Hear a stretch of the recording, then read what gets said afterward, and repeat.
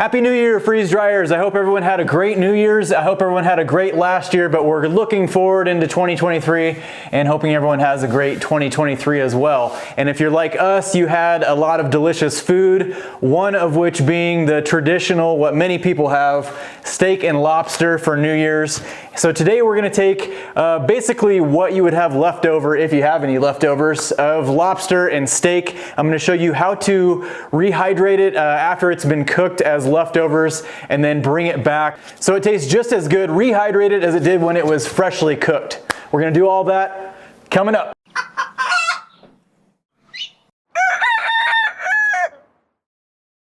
Today's video will be freeze drying these as if they were leftovers. We do have to cook these first. I'm gonna do the lobster first. I'm gonna actually boil the lobster because pretty much every other method uses a good amount of butter. But that doesn't mean that we won't have lots of flavor when we're done, because I'm gonna actually try and rehydrate with a butter mixture. And I'm gonna show you a great way to rehydrate foods, especially foods like meat that have a tendency to be really dry after you rehydrate them. It's hard to get them to get back to that state that they were in if they were not freeze dried. And just from my past experience with doing thousands of freeze drying cycles at this point, and just researching what other people's experiences have been, I think that I found a pretty good way to do both of these. So I'm actually gonna do an entire video on just steak in the coming weeks, because I think that there's a lot of different ways that you can do steak. There's a handful of ways that you can do steak, but there's also quite a few things that you can do to help get them so they rehydrate well and they turn out the way that you want them to. I could not, however, find very much information, if any, on lobster, and there is some other crustacean type foods that I've seen freeze dried before. I've done shrimp before. I've seen people do scallops, things like that, but I really want to see if we can freeze dry an entire lobster tail just by itself raw today. And I actually want to try it a few different ways. We're going to cook the lobster also, so the first thing we need to do is get some water boiling. We're going to let this come up to boil, and I'm going to add a couple of teaspoons of salt to our water. You want to make sure there's enough water to cover all of the lobster tails. One thing that we need to talk about if you're doing lobster or shrimp or scallops or some kind of really any type of seafood is a lot of times it's just doused with butter. And I think that a little bit of butter will probably be okay as far as food storage and freeze drying. I think it'll probably do fine. If it's doused with butter, just like hosed down with butter, I would probably recommend rinsing it off before you freeze dry it. I think another thing that would be helpful for seafood is to take the shell off, especially if it's already cooked. It's going to prohibit the moisture from escaping from the meat, and really it's not serving any type of purpose at that point. So these lobster tails just need about 1 minute of boiling per ounce. And these are about 4-ounce lobster tails, so we're going to do about 4 minutes, maybe just a tad over. While the lobster is boiling, we're going to do something that I love doing to meat before I cook it. This is actually a sirloin. You can see how lean it is. I like the sirloin because there's not a lot of fat on it. And what I'm going to do is just put a little marinade on this meat. So it's not just a coincidence that that container will fit inside my vacuum chamber sealer, because I'm going to use this marinade function and show you something cool that you can do with steak, chicken, pork. So when you put meat under a vacuum with liquid, you can see the liquid kind of bubbling. It opens up the pores of the meat, and the meat is just going to take in all of that liquid, or most of it, once the vacuum is released. All right, we're getting real close. And now we have some meat that has some open pores and has been injected with all kinds of goodness. All right, our lobster's done. I'm gonna set this out, let it cool down just a little bit before we remove the shells. So I went ahead and took one out. I'm gonna leave one whole. The rest I'm just gonna shell, and I'm probably gonna dice it up into smaller pieces. I think it will rehydrate better. If you've never done this before, you can just take scissors and just cut right down the back of the shell here, and then just kind of pop the spine, and that'll separate the meat from the shell. You also want to wash this inside so you can get rid of the, for lack of a better term, the poop chute. Well, that's all done, and if that is $46 worth of lobster in today's prices, then I can't wait to see what $46 worth of lobster looks like in 2043. Imagine what I could trade this for when the poop hits the fan. So it's time to do the sirloin now. So I'm gonna fire up the grill, but I do wanna mention too, another cool thing that you can do in the Avid Armor is you can seal all of this moisture in here. You can seal your bag with marinade in the meat after you have vacuum sealed it under vacuum. So that will help also. It also is gonna help later in the video when I show you the best way how to rehydrate this. Okay, we're gonna do these all medium rare, and I would suggest if you're going to do this to do them all medium rare.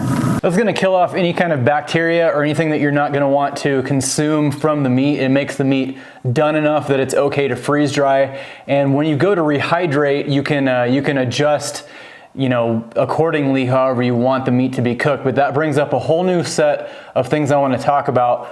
First, I'm gonna check on the meat.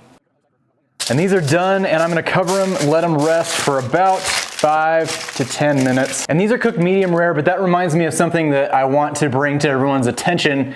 If you've never rehydrated things like steak, and when you think about a steak coming off the grill, you think about just cutting into that nice juicy steak and the red juice comes out, which most people think is blood. It's not blood, it's actually myoglobin, and you're not gonna get that result when you rehydrate steak. It doesn't matter it doesn't matter how you rehydrate it doesn't matter how you cook it, you're not gonna get that result. So really what you need to remember, and it's kind of a mental obstacle for me too, that you have to put the look of the meat aside, and you're more going for the temperature, the desired temperature of what you want, especially if you're cooking a raw steak or raw meat. And you want to focus more on your texture and your cooking temperature. The end result, taste-wise, is going to look exactly the same, and texture-wise, if you do it right, should be exactly the same. Looks-wise, it's not going to be gushing red, bloody juice coming out of the steak like you're used to. All right, so we have 5 medium rare steaks, and these steaks are very thick. So I don't think it's a good idea to do the whole thing, to try and freeze dry the entire steak. I will try and do that with some thinner steaks when I make that future video, because I think that that's something that a lot of people will want to see, including myself. I've done some steaks in the past, but I have a lot more experience than I did the first time I tried it. If anyone's seen the older meat video that I did where I grilled some stuff up. So some of this is a little on the rare side. Some of the stuff that was in the middle, it probably could have stayed on the grill for another minute or so. But I would say that I would rather err on the side of being more rare than overcooked, because once it's on more of the done side, it's very easy to dry it out. The rare thing is not going to matter as much because of the way that we're going to rehydrate this. But I did cut this into about 1/4 inch strips. I think that's going to be about the perfect size. Plus it's very flexible for all kinds of different cooking when you rehydrate it. All right, well, I'm gonna get the freeze dryer fired up because I'm gonna skip over the pre-freeze today. And now it's time to load our lobster and steak.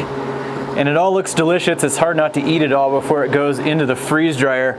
If you're new to the channel, please consider subscribing. We do primarily freeze drying on this channel. And while you're there, click the bell to get notifications of future videos that come out. For us, that's Sundays at 8 a.m. And while you're clicking that bell, if you like the content that we provide, please let us know. Give us a thumbs up. This recipe, as well as almost all of our recipes, are in the new freeze drying cookbook. You can just go to freezedryingcookbook.com. We also have a hard copy version on Amazon, but it is only the first 100 recipes that we released on the cookbook. We're up to almost 200 recipes on the cookbook now. And for some reason, if we didn't answer all of your questions in this video today, you can join our Facebook group or our MeWe group, and you can use our search function in there, and really you can search just any kind of question you have. If you want to see some specs from the manufacturer of this freeze dryer, or if you're just ready to pull the trigger, please consider using our affiliate link. When you do that, it sends us a small commission that we use to provide YouTube content. We put it back into our social media group so we can do giveaways. We also use it to develop new accessories to streamline the freeze drying process. Those can be found at freezedryingsupplies.com. It looks like our freeze dry cycle took 20 hours and 34 minutes. It always amazes me how fast meat is. It's something that you wouldn't think would be fast at all. Our kilowatt hours were at 10.92, so this really only cost us about $1 to freeze dry. And if you've ever been curious what freeze dried lobster looks like, there you go. And our freeze dried steak. Should be all good. We'll stick the thermal camera on this and see if we can find any cold spots. If you've seen me use the thermal camera before, it's really handy, but I have told you that it's not an exact science, and I want to show you something that it's really handy for. It's for really thick stuff, and I'm not sure if you can see that. Those are the 2 pieces of lobster, the big whole pieces of lobster. You can see that they are still cold. One is reading 24 degrees. I think I'm gonna throw this one tray back in for just a couple hours. I'm gonna bag up the lobster first, and you'll notice that I'm using my green funnel. This is our prototype. We will have this coming out very soon. This funnel will fit into a smallmouth ball jar, also a largemouth ball jar, and we are working on a stand for it as well, just like our old food funnel. This is gonna be our version 2. It's much bigger, it's much sturdier, and it's something that we are manufacturing ourselves. The bag will actually support the weight of the funnel. Well, it's my favorite part of the video, and hopefully yours too, because I get to eat and hopefully show you something cool that you can put to use. So our lobster did really well. The one that was in the shell, I really just did it to see if it would work, and it took a really long time for this to freeze dry, and this whole cooked piece also took a really long time to freeze dry. I used the thermal camera, I kept adding time to it, and it really just, it ended up taking like an extra 10 hours to freeze dry. And we're gonna try and rehydrate the lobster first, and we're gonna use one of the most underutilized rehydration tools for freeze drying. And I really haven't talked about it a whole lot. I've used it in a couple videos in the past. I'm really gonna try and start incorporating this into future videos, and that would be the Innova sous vide. And what a sous vide does is it takes food and it cooks it in its own juices inside of this bag. It will heat up water, it will circulate the water around the bag. The food inside the bag will cook in spices and juices and all kinds of good stuff. And it essentially slow cooks it, but it also keeps the food extremely moist and juicy. And why that works for freeze drying is it's so easy to dry foods out, especially foods like meats. And the last thing I want to do today with $100 worth of freeze-dried lobster and steak is to dry it out and make it so it's not really usable anymore. So we're gonna take this uncooked lobster tail, we're gonna put it in its own bag. I'm gonna take the rest of the cooked lobster meat, put it in a separate bag. I'm gonna add a couple pinches of salt, a little bit of butter. I'm also gonna put a couple pinches of garlic powder. You could also do fresh garlic or some Old Bay, something like that in there. I like to keep mine pretty basic. And when you're rehydrating meats especially, you can get really creative on how you infuse flavor back into the meat, because it's just gonna suck all of that flavor into the pores of the meat. I'm also gonna partially fill the bag up with vegetable broth. You could also just use water, that would be fine. I think the vegetable broth will add a little bit more flavor to it. And then you add just enough water to make this submerged. I'm gonna throw this in the Avid Armor and we'll seal it up. Silly me, I don't know what I was thinking. I forgot the most important part. I'm gonna melt the butter, and then we're gonna go into the Avid Armor with the marinade, then we'll put it in the bag and seal it. So this is why that was so important, because after 99 seconds, you've got a pliable lobster again, which is pretty crazy. That was solid, rock solid before we put it in there. So we're gonna throw this in the bag and then we'll start cooking that. We'll get the other lobster prepared and then we'll work on our steak. Another cool thing about the sous vide is it has a lot of built-in recipes. You actually just, it'll communicate with the sous vide. You can cook this recipe, it'll do all of the rest of it by itself. And then all you have to do is drop in the bag and then clip it to the side of the pan. So our cooked lobster under vacuum worked like a charm as well. So I'm just gonna add that back into the bag. That doesn't really need to be, it doesn't really need to be in the sous vide for very long because it's all the way cooked already and we don't wanna overcook it. I know no one likes rubbery seafood. And let's work on our steak next. I'm gonna do quite a bit of steak. And this steak also was cooked, if you remember, it was cooked medium rare. You can see that it does have quite a bit of red in it. So keep that in mind when we actually rehydrate it, because that red's gonna go away. So you can rehydrate this. The possibilities are really unlimited, and really you can get super creative. So I'm gonna add a little bit of broth. I'm gonna do some liquid aminos. You could do some liquid smoke also. I'm gonna do a shot of bourbon. I'm also gonna throw some garlic in there. just a splash of sriracha, a little Worcestershire, and then possibly the most important thing to add back into steak and beef and certain other types of meat is some kind of fat or oil. So you could do that with butter, olive oil, which is what I'm using. But really what that's gonna do is it's gonna give the meat back that fat content. The last thing we wanna do is just top this off with some water. Two things that you need to remember with steak. One is that you need to reintroduce oil, butter, or some kind of fat back into the meat. The second thing is that you cannot really overhydrate meat. It will only take in as much as it can take in, and then no more will go in. And you really can almost see the meat rehydrating. I know it's kind of hard to see, it's getting fogged up in there.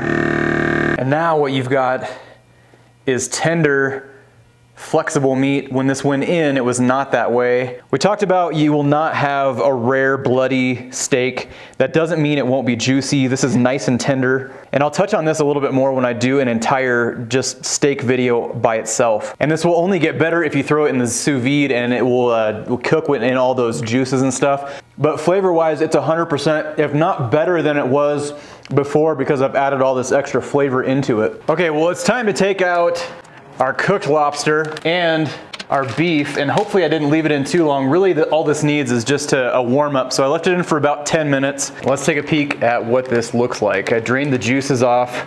You will notice just some discoloration in certain pieces. That's normal. It's done it every time that I have ever done it. It doesn't have a red color, but it is actually still rare. It's only been cooked at 130 from when we cooked it on the grill all the way to when we threw it in the sous vide. And if you wanted to put a little crisp back on this, you could throw it into a pan and finish it. If this was a bigger piece of steak, you could also just put it back onto the grill for a second. Now let's pop open our lobster. And our whole lobster that was uncooked is still in. It has a few minutes to go. I want to try that last. I'm actually more excited about that than anything. I drained these off as well. They do have quite a bit of butter still on them, but you won't hear any complaints from me. That looks pretty awesome. All this stuff smells really good and it looks really good. There's one last thing before we take a taste test. I want to check on that whole lobster with the shell on it. And here it is. Man, that looks like it could be served at a restaurant right now. Well, I've said it before and I'll say it again, it's a tough job, but someone's got to do this. This stuff smells and looks amazing. Our steaks stayed really tender, really infused with a lot of flavor. There is so much opportunity for different flavors and stuff with meats. Another cool thing you can do, you can throw vegetables and stuff in with this and kind of have like a whole meal in there, drain off the liquid in the bag and serve it. Let's try our cooked loose lobster. This turned out actually way better than I thought it was going to. I was a little bit nervous about it. To me, you can't tell this was freeze dried, and that's pretty cool that you can freeze dry lobster. And our whole lobster that was pre-cooked, still nice and tender. It's not rubbery. Let's see what it tastes like. It is not as good as the loose lobster was. Still good. It does have a little bit more rubbery, but part of that is probably because I cooked it a little bit too long. I think the loose pre-cooked or the loose, even if it was raw, I think would be the best option. We'll see how the raw will do when we crack this baby open and see what a freeze-dried lobster tail tastes like. So I will say that part of me just did some of this for dramatic effect. Normally I would not freeze dry an entire lobster tail like this because it's just not really practical and it's gonna take a lot longer to freeze dry. It's probably not gonna turn out as well as a pre-cooked or diced up lobster, but really it looks really good. I don't think it's probably gonna be quite as good as if you did this fresh, but again, I don't know that anyone would really ever want to freeze dry an entire lobster tail. Let's taste it. It's still surprisingly good. The lobster did a lot better than I thought it was going to. All in all of these ways were a winner today. Make sure you keep an eye out for that steak video coming up. I'll do it several different ways so we can kind of suit all different types of people and cooking styles. In the meantime, this is Retired at 40. Remember to live life simple. Catch you next week.